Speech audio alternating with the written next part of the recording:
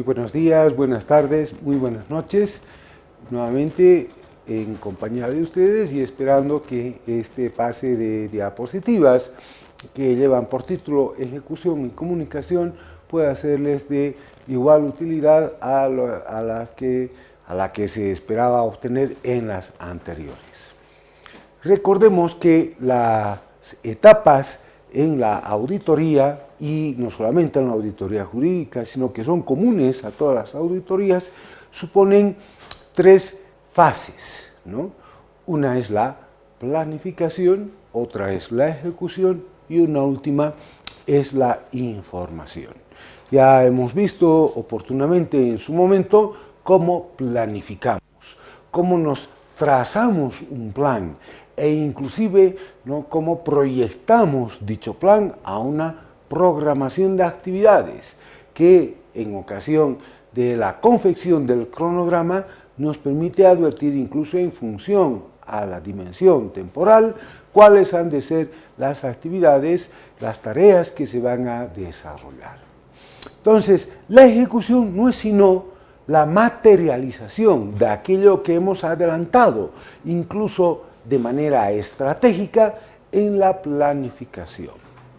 Entonces, si el auditor tuvo el acierto, ¿no?, de realizar esa tarea introspectiva, de formarse una idea adecuada de lo que era la estrategia en el asunto, ¿no?, es decir, a la hora de planificar, ¿no?, las actividades y tareas, entonces, ¿no?, con mucha mayor seguridad podrá arribar felizmente al momento en que tenga que redactar el informe final.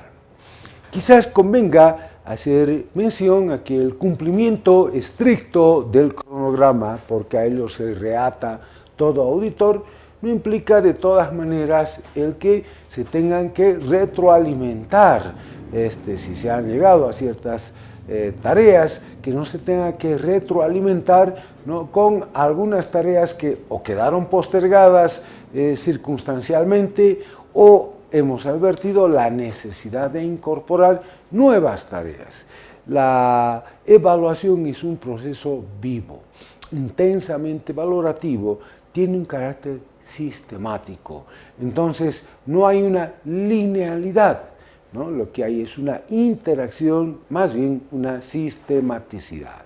Por eso es que decimos que el cumplimiento del cronograma no impide que de todas maneras, ¿no?, a tiempo de colectar la información, dejemos abierta la posibilidad para que a futuro podamos volver inclusive a recoger mayores datos. Ahora, ¿cómo ejecutamos? ¿Cuáles han sido las circunstancias y los resultados? Desde luego que ello lo veremos reflejado en los papeles de trabajo. Bien, veamos los pasos formales previos a la ejecución. Antes de la ejecución misma, ¿no?, el auditor deberá tener presente si se han cumplido ciertas exigencias de carácter formal. Por ejemplo, ¿no?, la instrucción y el requerimiento de la Procuraduría, ¿no?, a la entidad cuya unidad jurídica ha de ser objeto de auditaje, anticipando o haciendo conocer que se va a presentar un funcionario o se va a presentar el auditor jurídico. Y a tiempo de apersonarse ante la máxima autoridad ejecutiva, acompañará su memorándum de designación. Ahora, en algo que es una práctica establecida universalmente, no solamente en nuestro país, sino en el universo mundo, ¿no?, el auditor jurídico acompaña a ese memorando de designación, ¿no?, la declaración de independencia. La declaración de independencia no es sino una manifestación, puede parecer simplemente retórica o excesivamente formal, pero en el que él plantea su posición con respecto al encargo que se le está encomendando. Permítanme un pie de página brevísimo.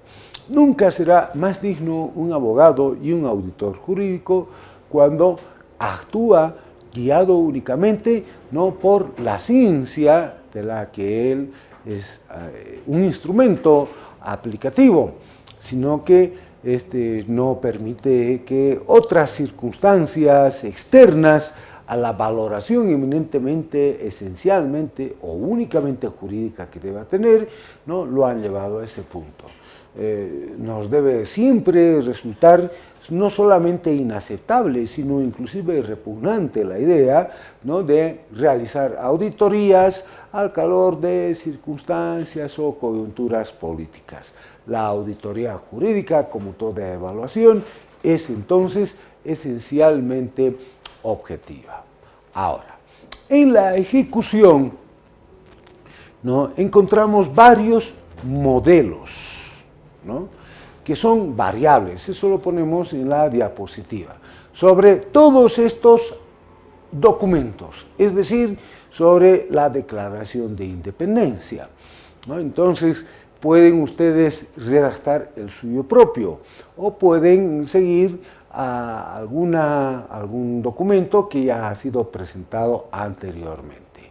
Entonces, conviene para todos estos supuestos conocer cuáles son estos pasos formales y una revisión adicional sobre lo que señala el Decreto Supremo 2739 y el nuevo reglamento para saber a qué atenernos, ¿no? Tanto el memorando y la Declaración de Independencia, ¿no?, se insertan, se consignan entre los papeles de trabajo.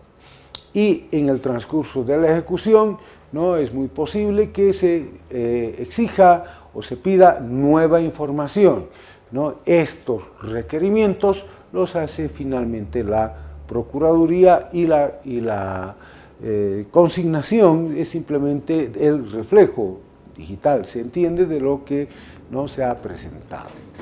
Tenemos en el siguiente pase un modelo de árbol de carpetas que justamente nos hace referencia a los papeles de trabajo. Entonces, vean ustedes la multiplicidad de, por ejemplo, está ahí, hay referencias a la planificación, fichas jurisprudenciales, precedentes administrativos, principios, flujogramas, técnicas, entrevistas, etc. Entonces, este es un contenido mínimo de los papeles de trabajo.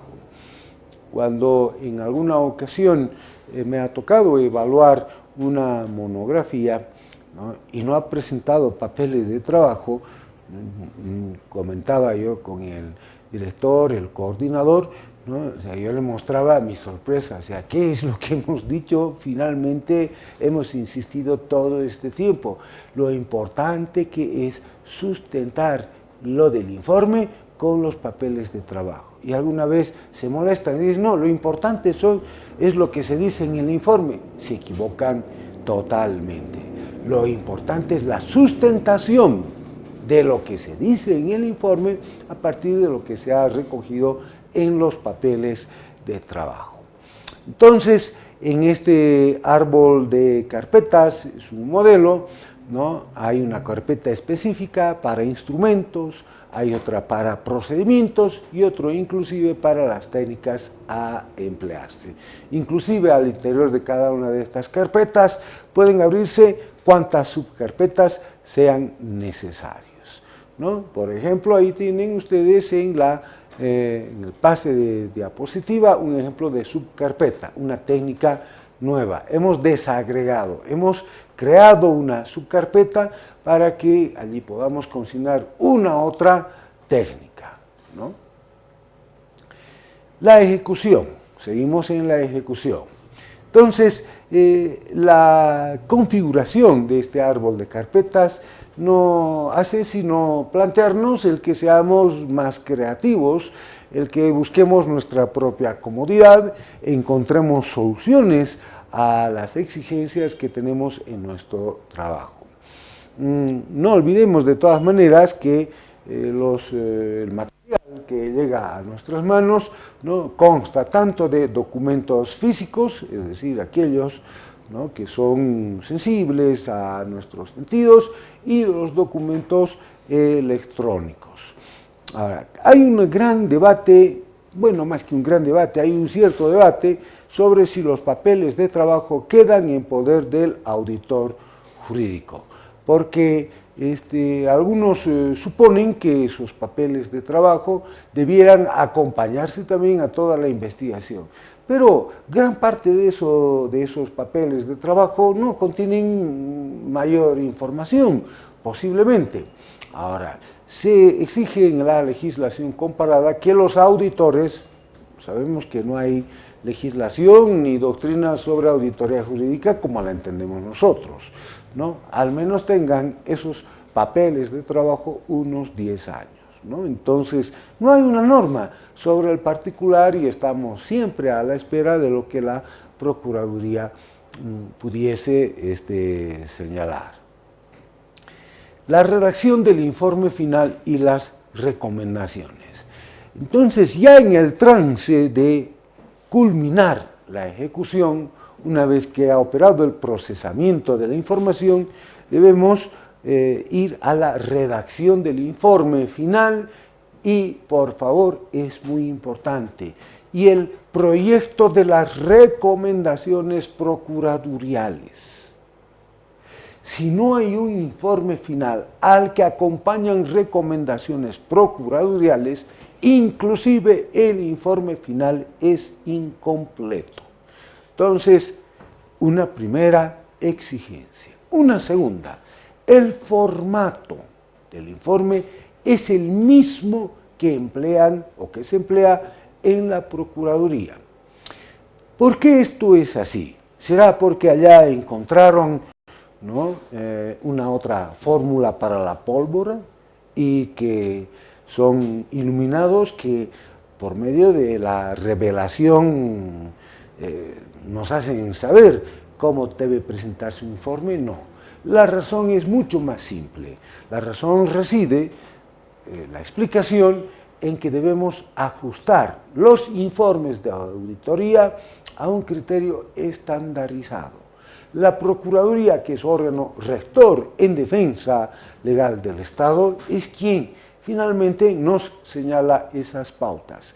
Nos pueden disgustar, inclusive algunos contornos o algunas características de dicho formato, pero debemos aceptarlos tal como son y aplicarlos. Entonces, ¿no?, debemos siempre estar cerca de las últimas disposiciones que se emiten en la Procuraduría y revisar de manera periódica el decreto 2739, así como la reglamentación que emite esta instancia administrativa. Consiguientemente, el informe final viene acompañado por las recomendaciones procuraduriales, ¿no?, es decir, el proyecto de las recomendaciones. El auditor no recomienda nada, presenta un proyecto de recomendaciones que ha de ser la autoridad, el procurador, el que vea si es conveniente, pertinente, y que lo más probable es que finalmente se emitan como recomendaciones propiamente dichas. Y ve también los anexos que sean necesarios. Entonces, como ustedes pueden advertir, hemos seguido desde la planificación, la ejecución y ahora nos falta únicamente la comunicación. Es decir, informar. La información de una auditoría jurídica no corresponde, en el ámbito de la auditoría jurídica, insisto, no corresponde al auditor jurídico. En la auditoría gubernamental o fiscal, el auditor informa. En la auditoría jurídica, el auditor jurídico entrega todos estos antecedentes, informe, para que sea la Procuraduría la que informe a la máxima autoridad ejecutiva de ese ente cuya unidad jurídica se ha auditado. Se ha dicho que esta comunicación, que es una tarea formal, ¿no?, debiera ser también parte de los cometidos del auditor jurídico. Inclusive, la sugerencia se ha planteado en el sentido que, a efectos, dicen, entre comillas, del debido proceso, el auditor jurídico pueda hacer llegar sus observaciones, ¿no?, a la máxima autoridad ejecutiva, a fin que esté advertida o en su caso vea de tomar los recaudos sobre lo que ha de hacer a futuro, pero principalmente, ¿no?, para que conozca sobre las falencias de esa unidad jurídica. Este es un debate que no tiene mayor sentido. Primero, que no hay alteración ni vulneración alguna al debido proceso. Si alguna observación tiene esa máxima autoridad ejecutiva, deberá hacerla conocer a través de los conductos regulares ante la Procuraduría General del Estado. Por tanto, ¿no?, más allá de estas que son especulaciones que tenemos sobre cuál debiera ser el papel del auditor jurídico, el procedimiento que se sigue a partir de la comunicación y que realiza la Procuraduría General del Estado está todavía en ciernes. Tiene un carácter todavía embrionario y seguramente tenemos que esperar a que se completen estas disposiciones, ¿no?, a futuro. Muchísimas gracias por su atención, ¿no? Hemos concluido esta parte, simplemente hacerles notar que a propósito de las técnicas y de la comunicación es importante, y esto se lo va a agregar, pero ya como parte del material de consulta, ¿no?, un paper que estoy preparando sobre la argumentación jurídica, es decir, aquella que viene a reforzar, ¿no?, las capacidades expositivas, ¿no?, y que puedan formar una mayor o mejor convicción por parte del auditor en lo que él ha venido consignando en su informe final. Esperando que todo lo que hasta aquí se dijo haya sido de particular utilidad para todos ustedes, quedo siempre agradecido por su amable atención, esperando reencontrarnos en una próxima ocasión. Muchísimas gracias, buenos días, buenas tardes o buenas noches.